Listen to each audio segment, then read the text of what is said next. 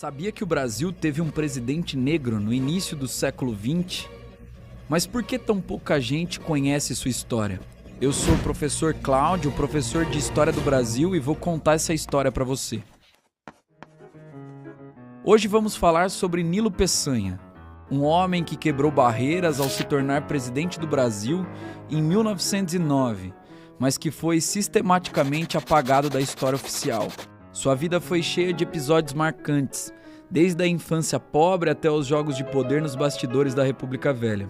O Brasil estava em plena transformação. Em 1888, a escravidão havia sido abolida, mas os negros e mestiços continuavam marginalizados. Apenas um ano depois, a monarquia foi derrubada e a república, por militares e cafeicultores, foi proclamada. O regime ainda era dominado por um grupo seleto que controlava o poder político e econômico.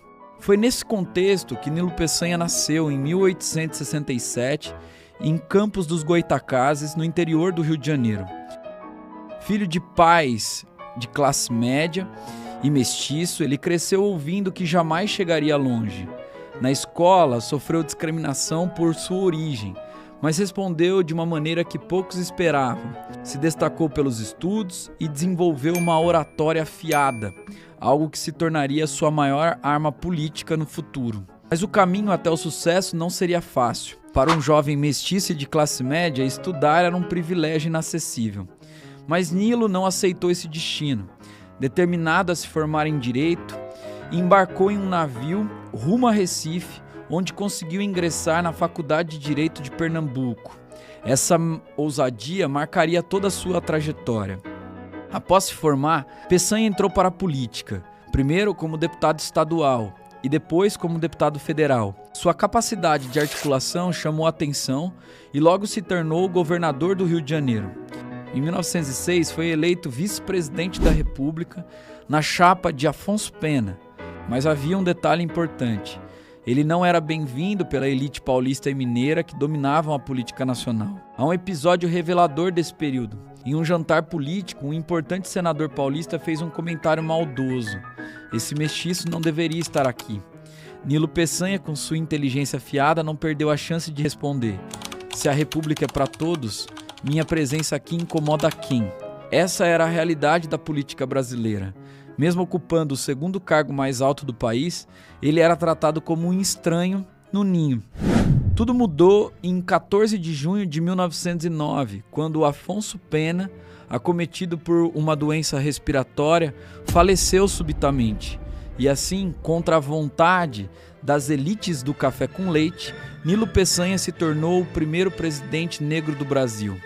Mas a resistência contra ele era tão grande que suas fotografias oficiais foram alteradas para clarear sua pele numa tentativa de esconder sua origem mestiça. Apesar de governar por apenas 1 ano e 3 meses, Nilo Peçanha conseguiu deixar sua marca no país. Uma de suas principais iniciativas foi a criação das Escolas de Aprendizes Artífices, instituição voltada para a formação profissional de jovens de baixa renda. Esse projeto, mais tarde, daria origem aos institutos federais que ainda existem hoje. Outra ação importante foi a criação do Serviço de Proteção ao Índio, o SPI, liderado pelo Marechal Cândido Rondon. Foi a primeira política pública voltada para a população indígena na história do Brasil. Mas nem tudo foram acertos. Seu governo enfrentou duras críticas da oposição e a eleição presidencial de 1910 foi uma das mais sujas da história da República Velha. Peçanha apoiou candidatos que não estavam muito alinhados com os interesses das elites. A campanha foi brutal, com ameaças de golpe, ataques racistas contra Nilo Peçanha. Ele foi chamado de incompetente, mestiço sem berço e até acusado de querer africanizar o Brasil. No fim, Hermes da Fonseca venceu e Nilo Peçanha acabou sendo deixado de escanteio na história. Depois de deixar a presidência, Nilo Peçanha tentou voltar ao poder, mas sempre esbarrava na oposição das oligarquias. Em 1921, fez uma última tentativa de ser eleito presidente, mas foi derrotado. No ano seguinte, faleceu de um ataque cardíaco aos 55 anos. Seu velório foi simples, sem grandes homenagens, diferentemente de outros ex-presidentes. Não há monumentos ou estátuas em sua honra, e seu nome foi esquecido nos livros escolares. Ao longo dos anos, sua trajetória foi sendo apagada, principalmente por conta de seu passado mestiço e sua resistência ao domínio da elite política.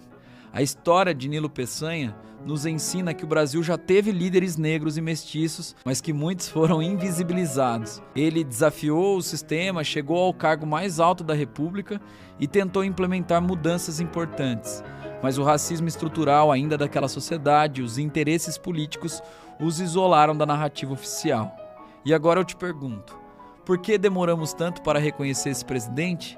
O que mais a história oficial escondeu? Essa é a história de Nilo Peçanha.